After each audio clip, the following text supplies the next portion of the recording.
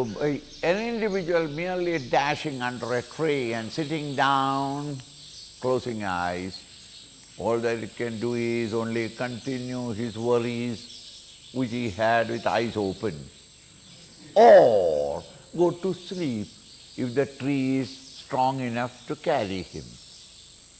Lean on the tree and sleep. The mind is to be prepared. Mind must withdraw from all its preoccupations in the world outside as we go in sleep, and the entire mental attention to be turned towards the nature of the higher reality. It's called contemplation. And the mind is disturbed from two sources in everyone. One subjectively in yourself, that a desire rises in you and you push your mind with the desire to get out and seek its fulfillment and satisfaction. Raga. Also it is possible that even though no raga coming out and you are sitting down quietly, kirtan, bhajan, ityadi, very quiet, very calm, no desires, though you have got desires, none of them is active at this moment, but at that time your eyes can report, "Ayya, this lady has got a lot of hair." That report, that lot of hair, eyes reported, the mind jumped running.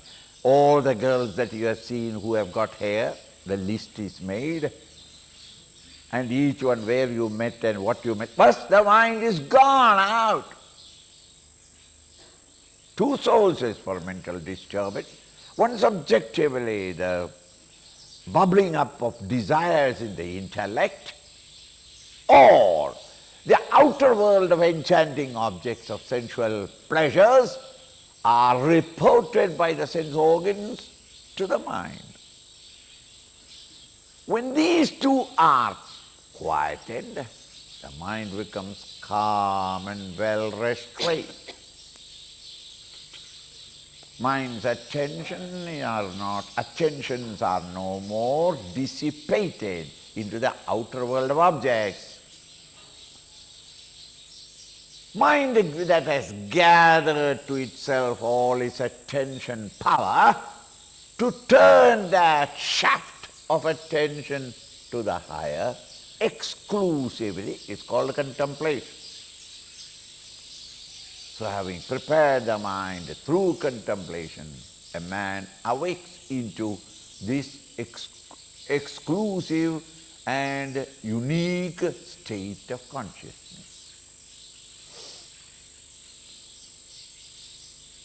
So you see that in one verse he has given you all the secrets of contemplation, successful contemplation. And through contemplation he assures that you wake up, you can awake to the higher state of consciousness. And this is not a unique achievement of a rare few. Bhavanapi. Sir, you too can. Because you have already heard the whole Vivek Chudamani up to this point, you have got all the necessary instructions and the informations, you can start your own pilgrimage.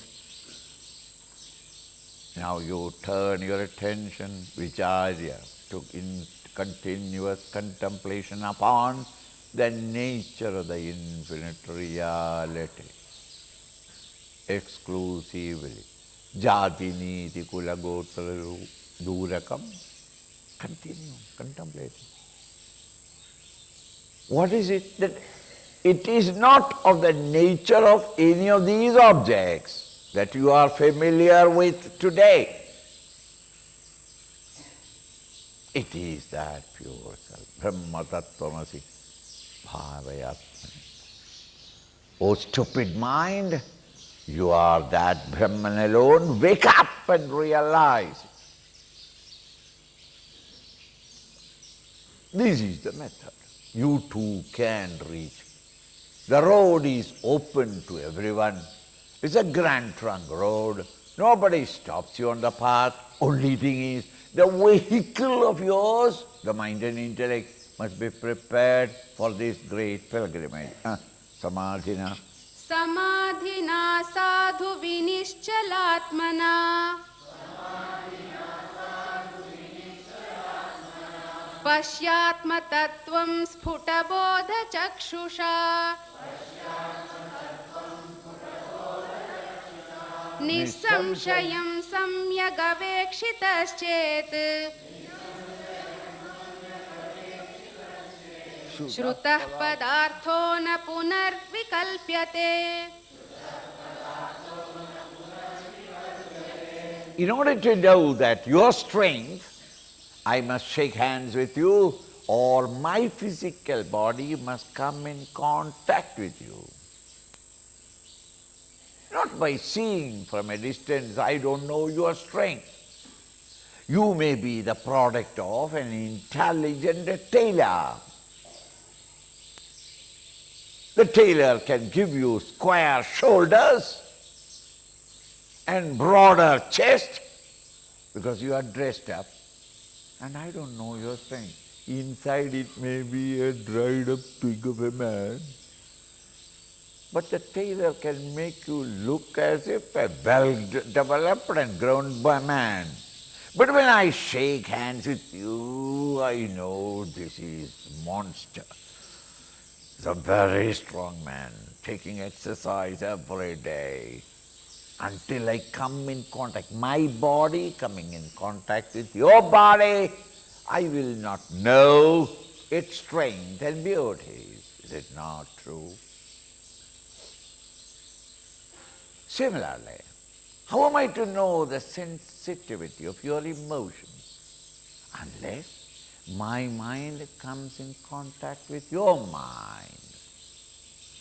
Whether it be your love or your hatredness or your jealousy or your greed, in order to know how much, what is your mental condition, I must be able to sensitively contact your mind.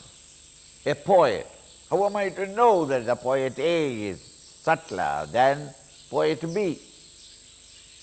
By turning my mind in tune with the mind of the poet. Similarly, how am I to know that you are intelligent, creative? In order to know that, I must know the subject that you know, and we must discuss. Then I understand, hey, he is not like that. He knows his subject well. Physically, I cannot look at you and say that he is a very intelligent man. How? Look at those two eyes. They have kept, you mean to say that they have kept right proportion. Oh, so you mean to say an individual who is a squint-eyed man, he has no intelligence? By looking at the body, I cannot say. Even his sensitive love, he loves me and I know he is very intelligent. You only know that he is intelligent to understand that you are worthy of his love. That is all. So at each level of our personality, we can appreciate each other only when both of us are in the same plane. At the physical level, I can know your physical strength. At the emotional level, I know your beauty of your emotion, or the depth and sublimity of your thoughts, only from my capacity to know. If I don't know science and I am listening to a man who is talking on a scientific topic, I will not be able to evaluate him. If I have no music, how can I know the other man's musical talent? For literature, we can appreciate the author only when we have something about it, something of it in us. Now, how am I to realize the Atman, the self? Unless you also lift yourself into that state of consciousness. There is no other way. Just as physically I cannot understand your intellect, emotionally I cannot understand your physical strength. Spirituality and the spiritual nature can never be known through the body or the mind or the intellect. But you yourself will have to lift beyond. To the extent you have moved out, to that extent it becomes your direct experience of the higher state. This idea is being expressed samadhina, through samadhi. Samadhi, dhi, buddhi, sama equal. When the mind is quiet and totally and no thoughts are disturbing the mind, you are not in the least extrovert, because any thought in your mind is turning your attention to some object outside. Samadhi is a condition where the mind is no more running out. No ripples of thoughts are disturbing the mental pool. Samadhina sadhu vinischalatmana. The mind has become vinischala, moving. No agitations in the mind. No thought disturbances in the mind. Sadhu, this you have gained. Such an individual. Pasyatma tattvam spudabodha jakshusha. He comes to recognize, experience directly. And directly experience, we generally use the word pasya, see. Not that you will see Krishna or Rama or Govinda, that can be because of the form. But the Rama tattva, Krishna tattva, you cannot see, but you experience. When you have quieted your mind and your head is resting on the pillow, and after a dinner when you are relaxed properly, you shall see deep sleep. Because you who is the seer is not there, you become the sleep. You move into a new dimension of consciousness.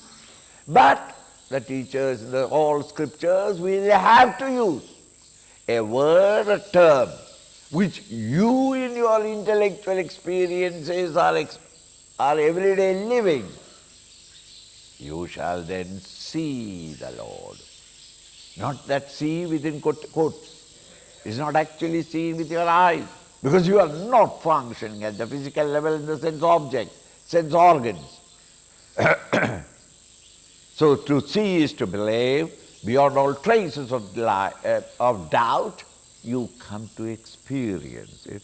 Pasya Atma Tattvam, that reality, the nature of the pure Atman, the self, Sputa Bodha Chakshusha, by the eye of pure wisdom. Not the knowledge of things. Knowledge of things are objects. It is at the intellectual level. But the pure knowledge, minus all objects. Sputa bodha chakshusha.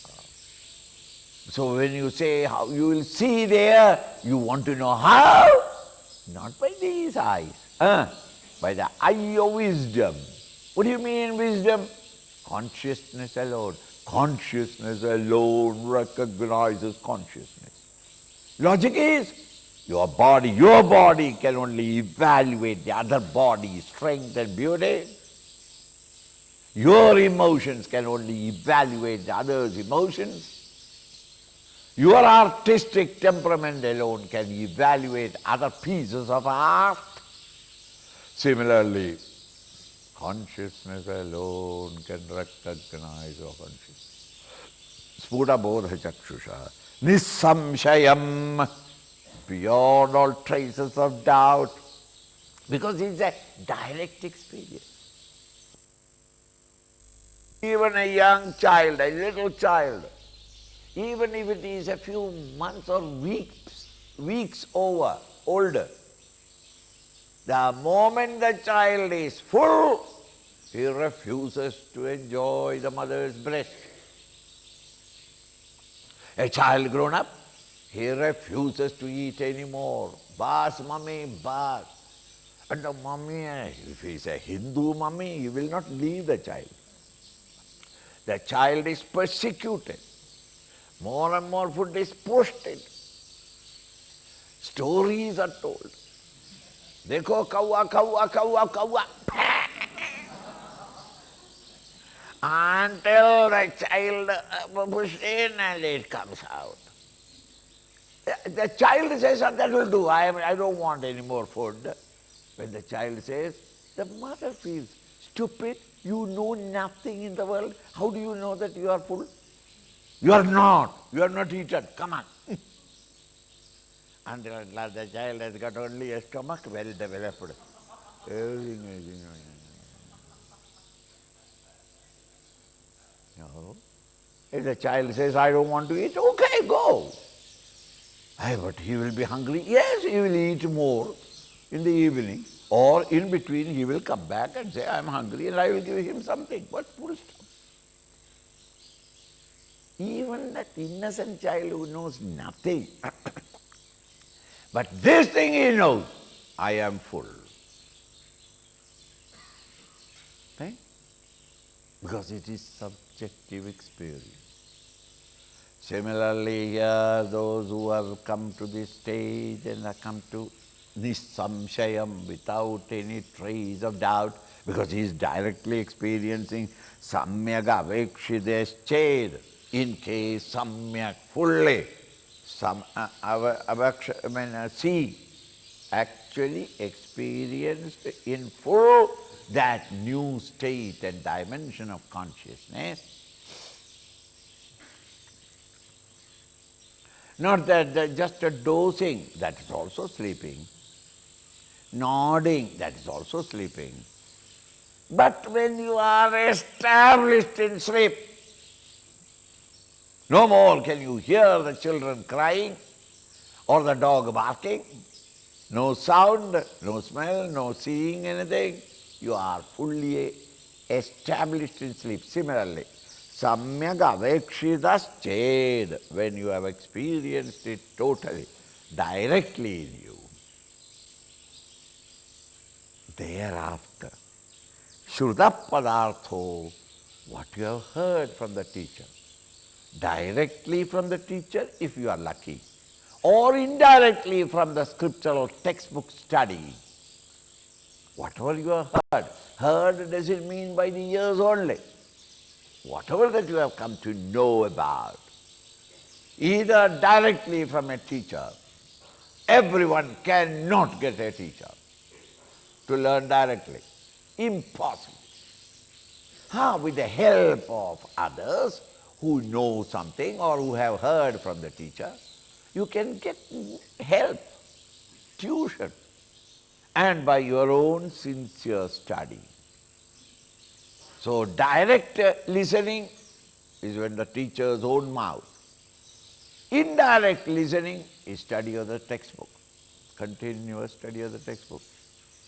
You can't have a teacher always along with your luggage. Swamiji, utho, I am going there, why? I want to listen there also, so you come. Nor can you afford to come with the Swami wherever he goes. No. So that direct listening and indirect shravana, meaning study of the textbooks, in which the masters have recorded all their experiences and intellectual, logical conclusions. Whatever that you have heard, na punar vikalpyate, there will be no more any doubt regarding the Upanishadic literature. Meaning, then alone, when you have experienced it, then alone you really understand what the scripture is talking. Or else you can never understand. How you will understand it? With the intellect. Intellect cannot understand that which lies beyond the intellect. So it is all anuman, inference. there must be a touch of life in me. Yes, intellectually you are convinced, but you have no experience of it. Until you reach there. Thereafter, you will have no doubts on the scriptures. You really understand the portions where the teacher was bluffing in the scripture. Where are the wondrous places where he has hit the bullseye? Tattvamasi, aham brahmasmi, I am Atma Brahm. These Mahavakyas, which are hitting the bullet. But you will not appreciate. Though the teachers give you enough logic for the intellect at least to appreciate it, but still you will have doubts. Swami, I got that, I got that. Yes, clearly shows that he has not reached there. Samadhi ho gaya. My experience of the divine, I had the Ishvara darshan, but I have got this doubt.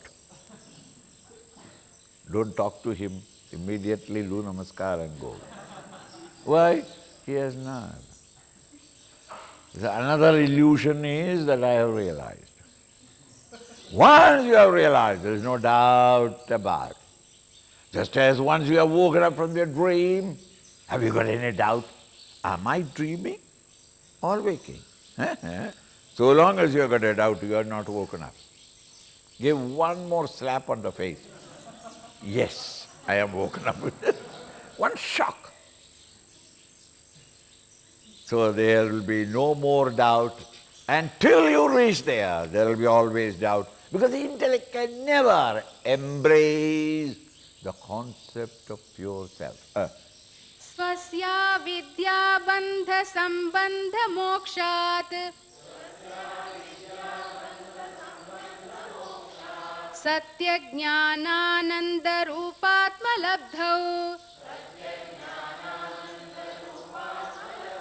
shastram yuktir deshikoktih pramanam cha deshikokti pramanam cha antas siddha svanubhuti pramanam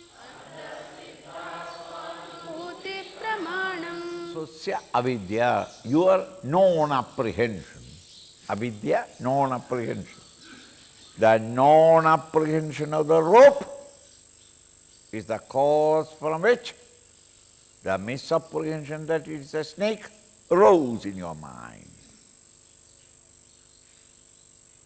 Wherever there is non-apprehension, misapprehensions always rise in our mind.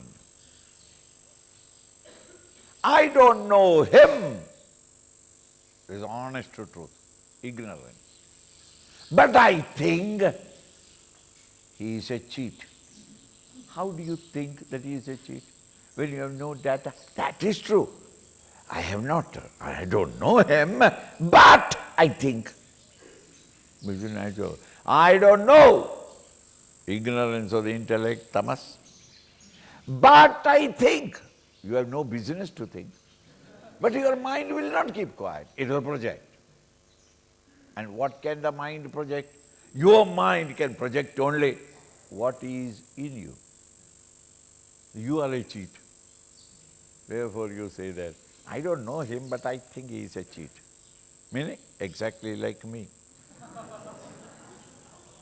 If you are an honest man, you will say, I don't know him, I think he is a nice man. Why? Your mind is full of nice things. It's your mind that is projecting.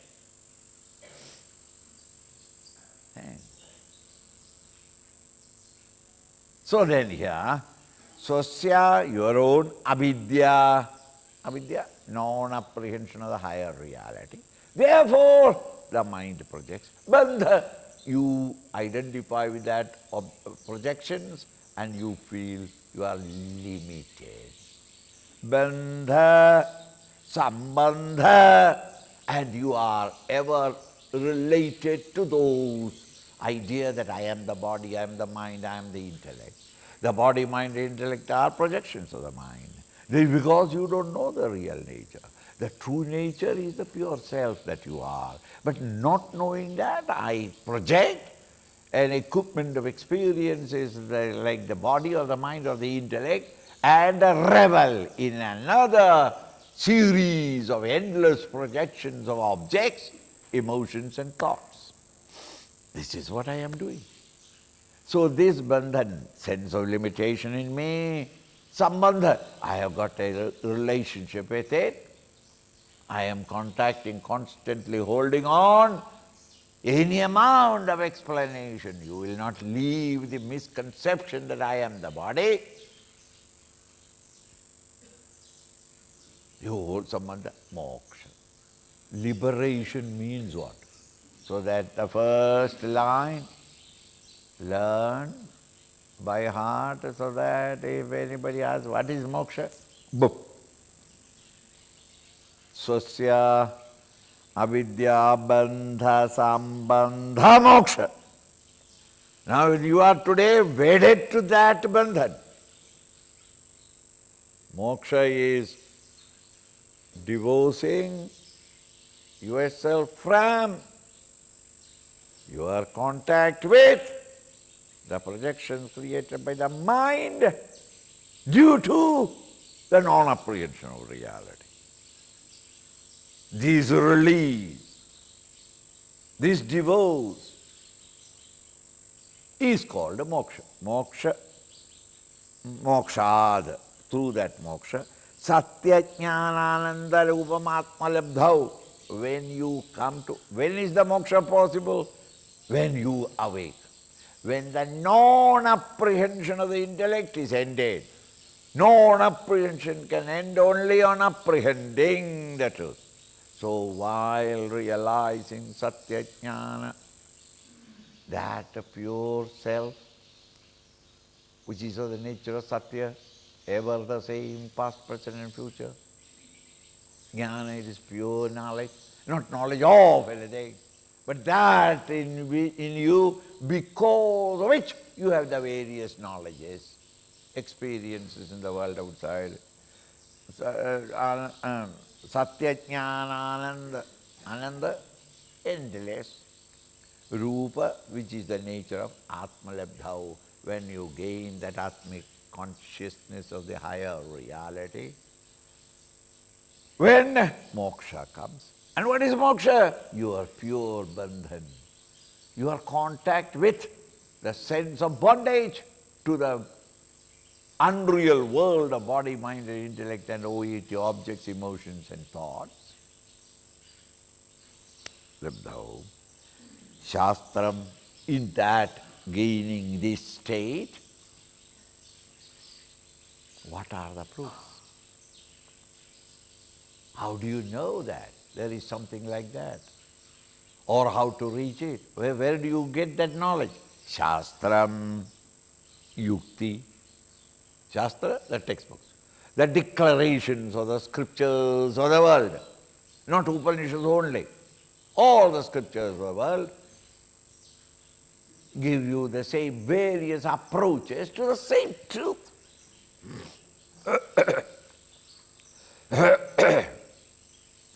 For this pramanam, the proof is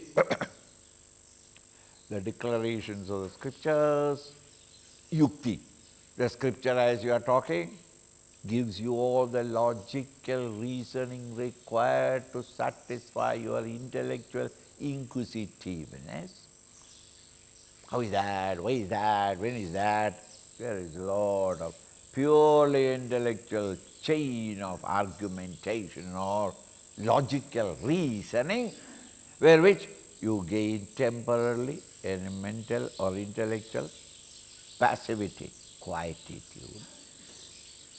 So then Shastra, Yukti, Deshikokti. And the third is declarations of the great masters. The rishis, your gurus, they have asserted upon it. While they are explaining the Upanishads, yourself when you are reading, maybe because of the wandering mind, you have hundreds of doubts. But when it is being explained to you by a teacher who is himself living that experience, is a great help. You may read 100 books on the war, let us say, or a political condition in a particular country where people are suffering because of the stupidity of the politicians. You may read about it. You understand vaguely the data. No, but a man who is suffering it or who has suffered it comes to you and explains over a cup of tea. He may not know politics, he may not know economics, he may not, but he is explaining to you his personal experience in that system. It goes deep and in your heart. See? In the same way, when the teacher explains Deshika Ukti words of Deshika, of a great educated or studied and Upanishad master who has come to teach you.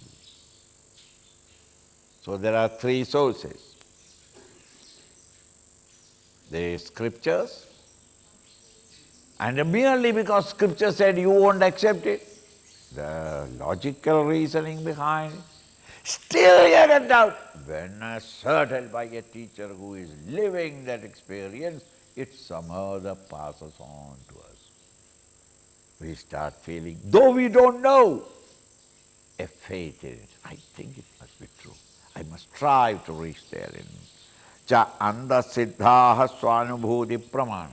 And ultimately, any amount of scriptures cannot. Any amount of logical reasoning, you can always break it with another reasoning. Any master may explain to you, you say that man is an ordinary man because he has not shaven, he has got a beard. Why should I believe him? But when it hits you between the eyes, your own experience, thereafterwards there cannot be any trace of doubt. Or the words of the scriptures, the logic, the strength of the logic, or the beauty of the master who advised you. It becomes your own direct experience. Carefully.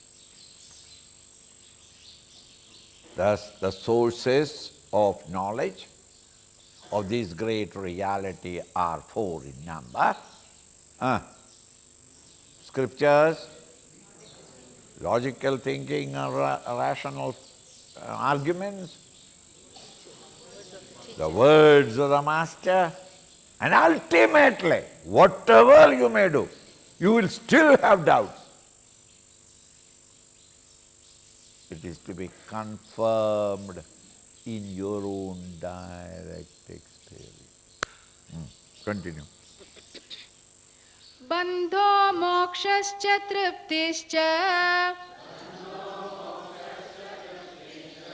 Chintarogya kshudhadayah Svenaiva vedyaya jnanam Pareshamanumanikam. Now then, why should Swamiji be my experience? The teacher said it, that will do. Accept it. I am a man of faith. I believe in the scriptures of India. I am a true Hindu or a true Christian. I believe in the Bible or in Quran. Is it not sufficient? Okay, a logical reasoning that removed many of my doubts, and that is satisfied. And what? You understand? I'm satisfied. In the same way, by listening to these are sufficient. Why should you insist that my personal experience? The teacher says, but the idea of I am bound, limited, conditioned by, I am a victim of my own emotions, I am a wretched, conditioned by, ordered by, governed by my lust. Every one of us are feeling these limitations in every individual. I am lusty physically, I am overeating unnecessarily, or emotionally I am a victim of my cheap love. I don't know why, Swamiji, I am professional. Wherever I go, I fall in love. I am professional. That is my nature. That is my nature. My father was also like that. This is the argument. You are a victim of your own emotion. You are not able to stand apart and watch. Nor your blind, fanatical belief in certain things. That the intellect is frozen in a certain set of ideas, that it is not available to think and rethink and understand more. We have become fanatical. These are all my conditioning. Bandha, moksha. Now one will say, I am released now. I am no more smoking. Last 1 year I have not smoked. I have cut out moksha. Liberation from this stupid cigarette bit. One end fire, the other end your stupid mouth. You know? And there is a happiness. That is the idea. I am released, isn't it? I am taking a simple thing. That moksha or bandhan, triptischa, tripti, I am contented. The sense of contentment, triptischa. Chinta, worry. Swamiji, you will never understand our worries. We are grahasthas. And you feel like laughing at my worry. Swamiji, I am very worried. I tell you, honestly I tell you, you are worried. Oh, poor man. Seek where the source of worry is. It is stupid ego and its vanity, that is all. Swamiji, I told him and he did not accept it. He said, no. I didn't like. I don't mind he saying no, but the way he said no.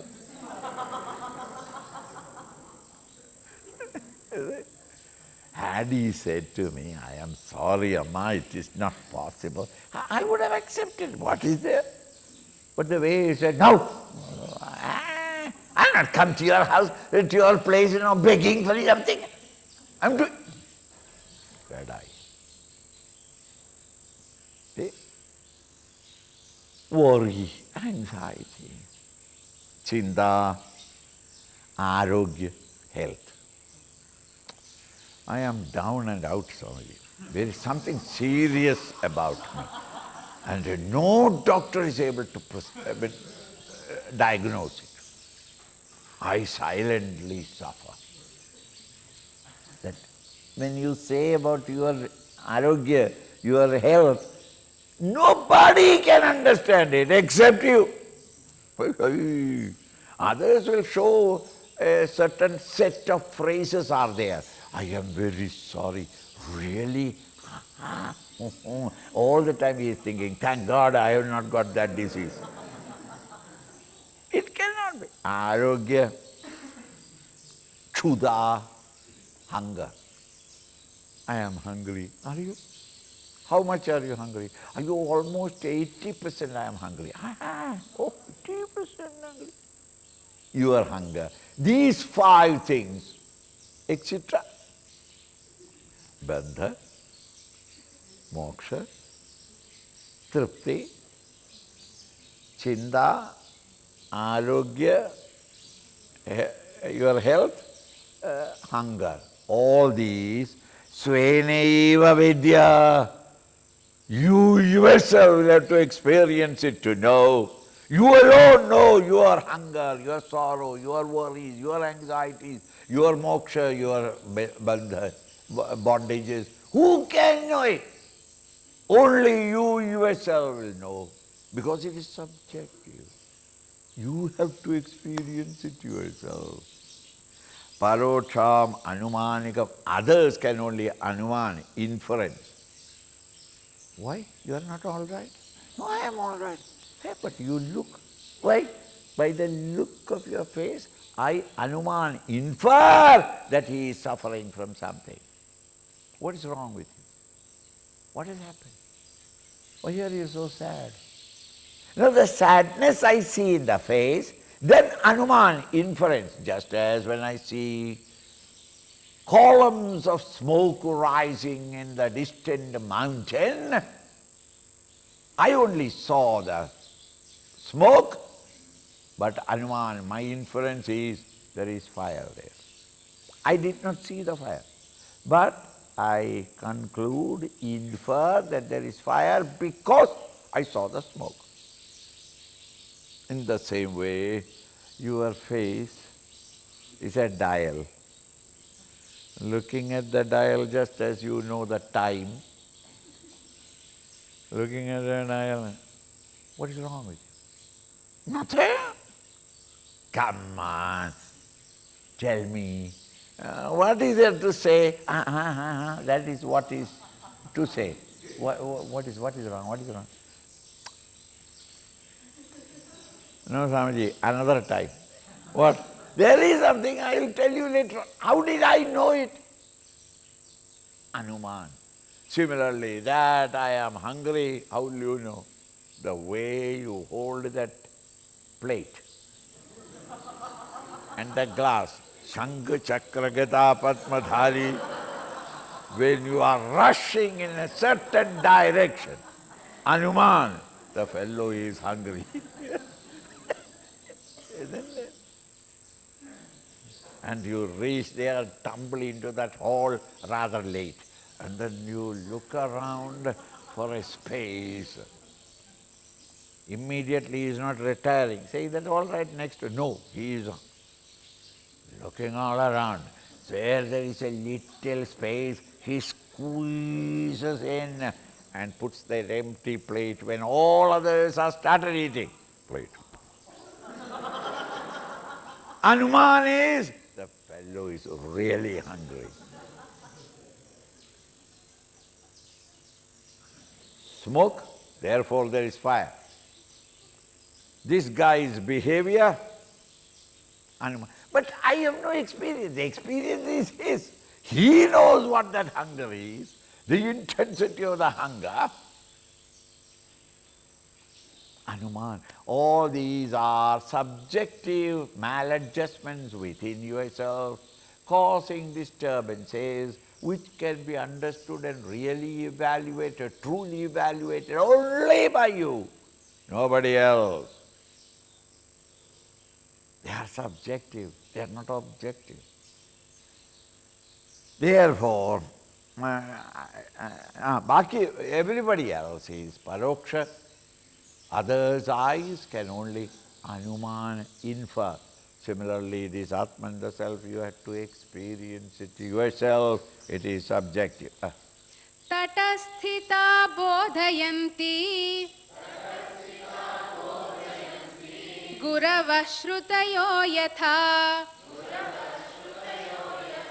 Prajnayaiva tared vidvan Ishvaranugrahitaya.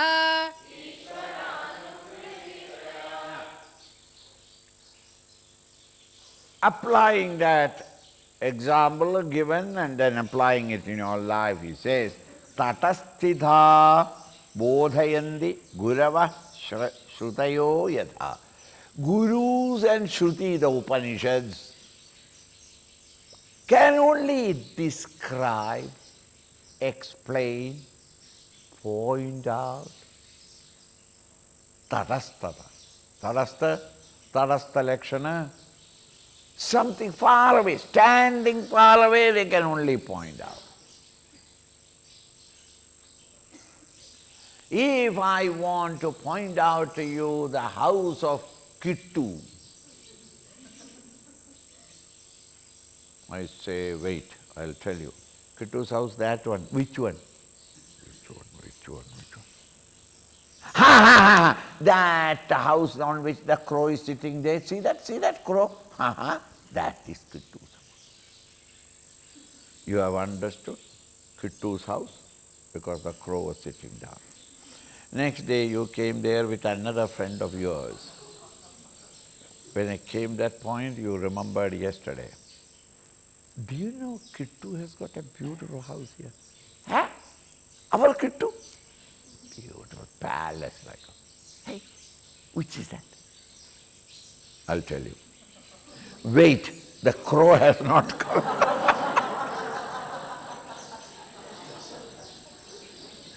The crow is not permanent. But the crow is made use of to indicate a permanent thing. This is called tatastha lakshan. Through an impermanent thing, a permanent factor is pointed out. You make use of the permanent, the crow sitting, the dog standing, the cow there, the yellow sari hanging there. Because wherever Hindus live, saris will be their flag. Have you seen here? Various kinds of langotis hanging around. I mean, declaring that this is an ashram, brahmacharis, we live here. Now, that cloth, that yellow sari I don't see today. I think Kittu's house is gone. No. By the help of that crow, we have understood. It is our solid knowledge, permanent knowledge of that house. Tomorrow when I see it, it may not be the crow sitting, but it may be the child swinging on the gate. That gate in which the child is swinging, that is Kittu. Kittu's house is the same, but indications of the teachers and the scriptures can only stand apart and point out the direction in which you must hold your attention in contemplation. Tadastaya, tadastita, bodhayandi, make you understand. Guravaha, all the teachers, shrutayo yatha, shruti also, same way. Prajneva tarot vidvan ishwaro, and vidvan will have to understand this great truth ultimately. Swas anubhava, your own direct experience, which you have to make use of all the indications that the gurus and the shastras have given. But remember, they are all tadastharaya. It is not a direct explanation. It's all indication only. But one who has prajneva, come to know this state of pure consciousness, tared, vidwan, the wise man, who crosses over all avidya, all non-apprehension, and come to directly apprehend the truth.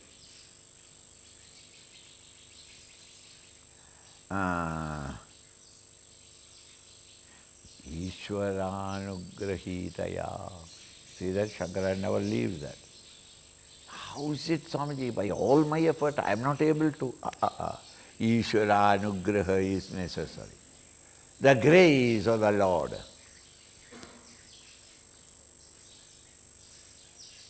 Now, unless you know Vedanta Prakriya, such statements will always give you a wrong notion that God is a partial guy. He gives blessings to all his party members. And I seem to be against the party because before I was an atheist. Or I have done all against God. Cursed him 1,000 times. Insulted him 1,000,000 times. Therefore God is angry with me. Kya kare Swamiji?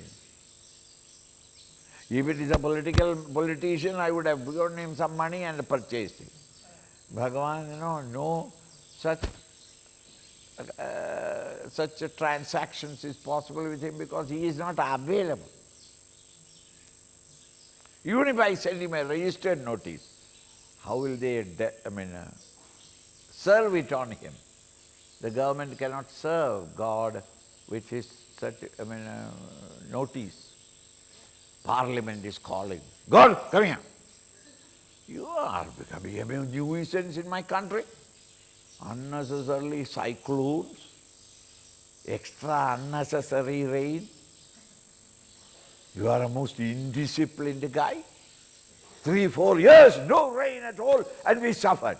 And now they poured all of them together. And floods everywhere. Behave properly.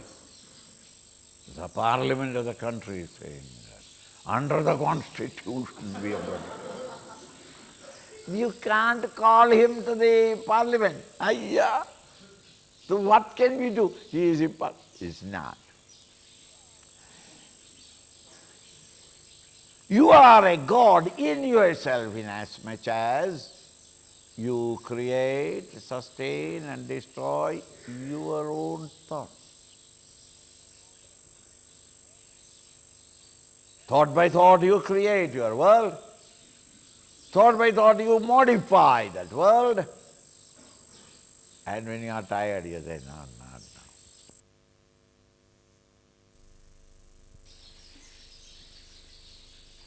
now. Hey, Ramu, what happened that last year you had a project of making millions overnight? Oh, I worked for that about 2-3 months, and then I thought, what is a million? I dropped it. Why? The Shiva in me came.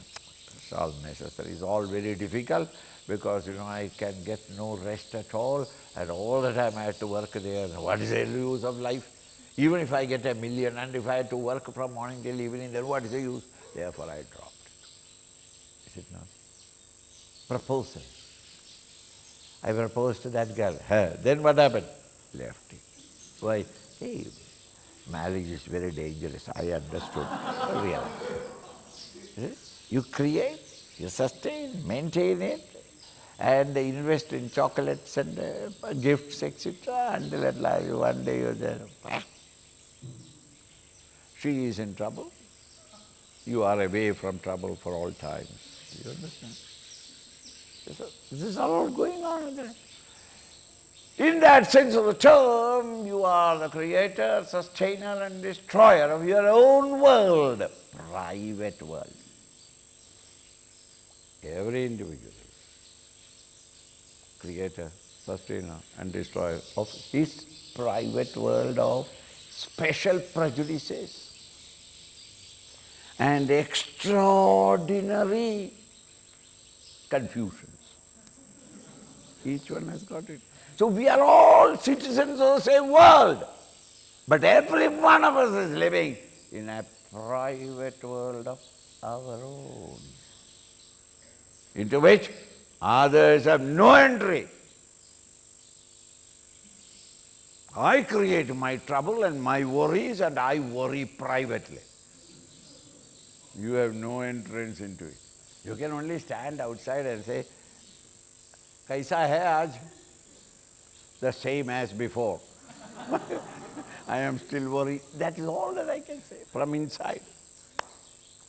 Now, therefore, who is the God or the reality, the Ishvara, the Lord of the whole universe?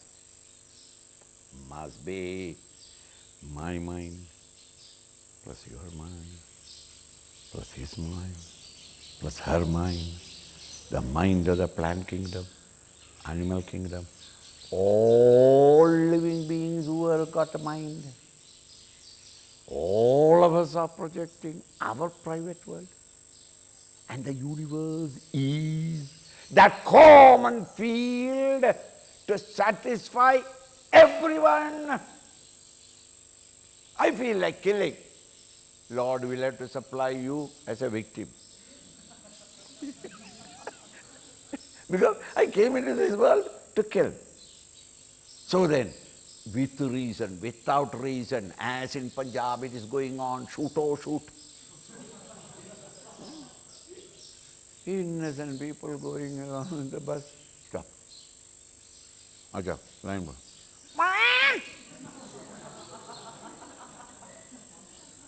Why? He has come into this world to kill some people, and he has been allowed to kill, and those all to die that day, and they died. See? Now who creates the whole world? That total mind. I cannot say that it's because of me the camp is running. If you were not here, what camp is there? But you all came, and I could not come. I went directly to the nearest hospital. It is possible. And send you information, a fax, saying that, sorry, Swami, hospital, no camp, cancelled. What else can? There will be no camp. So this camp that is going on is not only because of my mind, but because of all your minds. Whether you have faith in it or not, whether you came because a stupid mother wants to go and therefore, Swamiji, I had to dag in to bring the mother here. What to do? I 100 times told the mother, don't go, but then she wanted to go, until at last said, okay, I will take you. And thus I also dragged here, Swamiji, I don't want your Gita or Upanishads or Vivek, Chudamani, nothing. Ye to musibat is because of my mother. That man, to suffer, he must come here. Others who have enjoyed, to enjoy that and to gain that happiness, you have to come here. So who is creating it? The total mind. This total mind, the samashti mana, is the equipment wherein when Narayana, the Supreme Reality, functions, the expression of the Supreme while functioning in the total vasanas is called Ishvara.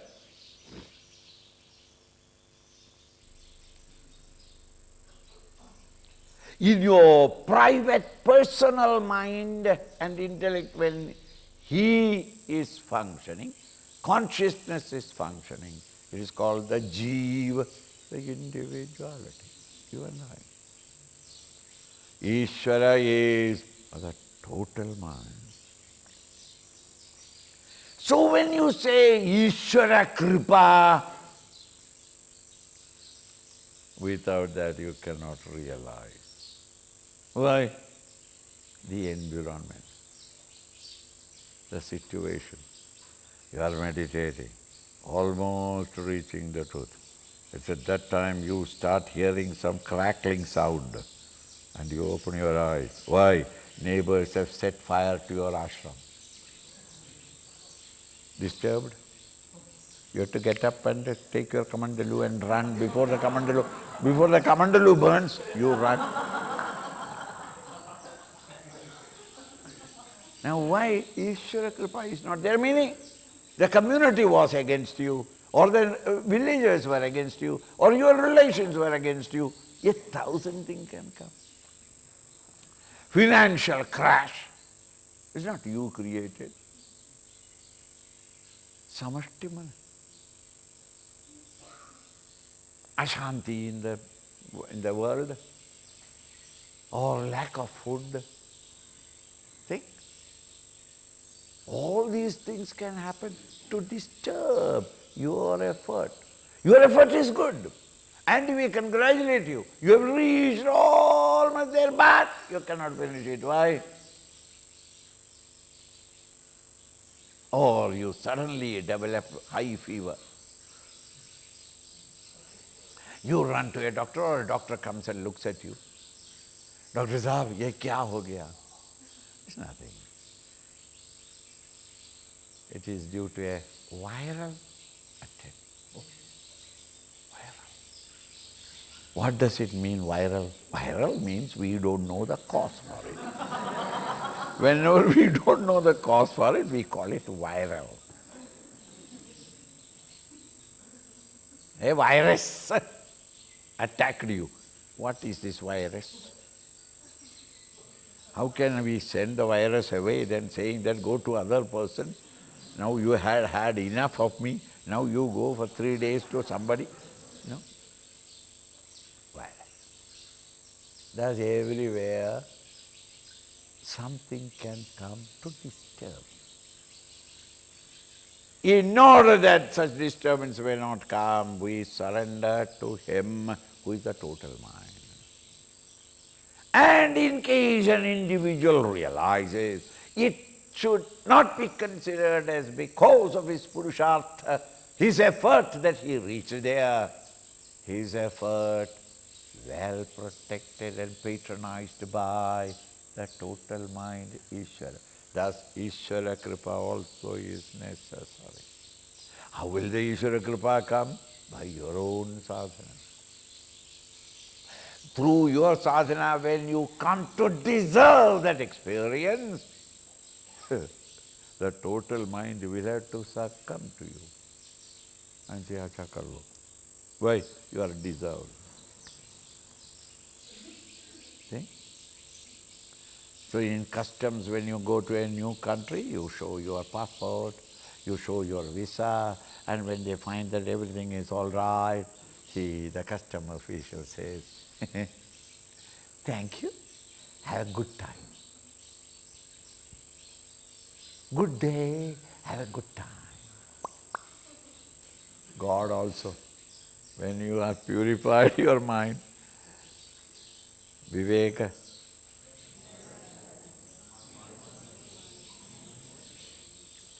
if you have got all, and you have studied well, no logical doubts in your intellect, and you are sincerely practicing, Uparati is full. Lord says, thank you, have a good time. Without that, you can't cross the custom official. Ayya! So that Ishvara Kripa also is necessary. Tape is over.